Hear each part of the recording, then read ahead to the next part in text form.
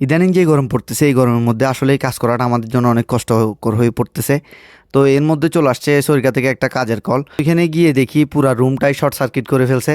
যে রুমে short circuit হয়েছে ওই রুমের ব্যাকারটা কোনো প্রকারেই অন করা যাচ্ছে না। অন করার সাথে সাথে আগুন আসতেছে, ব্যাকার সাথে সাথে ট্রিপ হয়ে যাচ্ছে। তো ওই জন্য আমি চলে আসছি দোকানে কিছু সামান নেওয়ার জন্য। তো সামান নিয়ে আবারও চলে যাচ্ছি এই রুমের দিকে। এদিকে সাইকেলটা রোদে রাখার কারণে অনেক গরম হয়ে গেছে, এটা ধরা যাচ্ছে না কোনোভাবে, ঠিকভাবে চালাতে পারতেছি না আমি। যাই হোক, কোনোরকম পৌঁছে গেলাম কাজের গোড়ায়। তো কাজ করতে করতে আমি জিজ্ঞেস করতেছিলাম যে এই শর্ট সার্কিটটা কীভাবে হইলো, এর সূত্রপাত থেকে।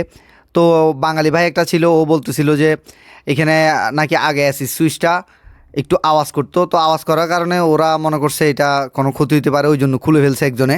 আর যখন নতুন একটা লাগাইছে তখনই বাসছে বিবাদ, তবলনের সুইচ অন করার সাথে সাথে ফুটাফুটি শুরু। এইখানে মুখাইফের সুইচগুলোতে মূলত দুইটা ফেস আসে তবলন থেকে ডাইরেক্ট, দুইটা ফেজ এগুলা ইনপুটে ইউজ হয়। আর ও কি করছে, ইনপুটের একটা ইনপুটে রাখছে, আরেকটা কি করছে আউটপুটে দিছে, যার কারণে যেটা ব্যাকার অন করতেছিল তখন কিন্তু ব্যাকারটা ট্রিপ হয়ে যাচ্ছে এবং এই ঠাসঠুস এগুলো ফুটাফুটি চলতেছে। তো এরকম বালপাকনা প্রতি রুমে রুমে একটা থাকেই যে একটু বেশি বুঝে।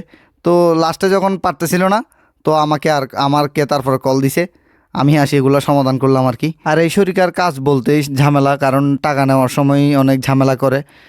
যেমন এখন গিয়ে আবার কফিয়ত দিতে হবে যে কি কি কিনছো, কোত্থেকে কিনছো, কি কি লাগাইছো, কিভাবে কি নষ্ট হয়েছে, কি কেমনে নষ্ট হয়েছে, এগুলো অনেক কফিয়ত দিতে হবে।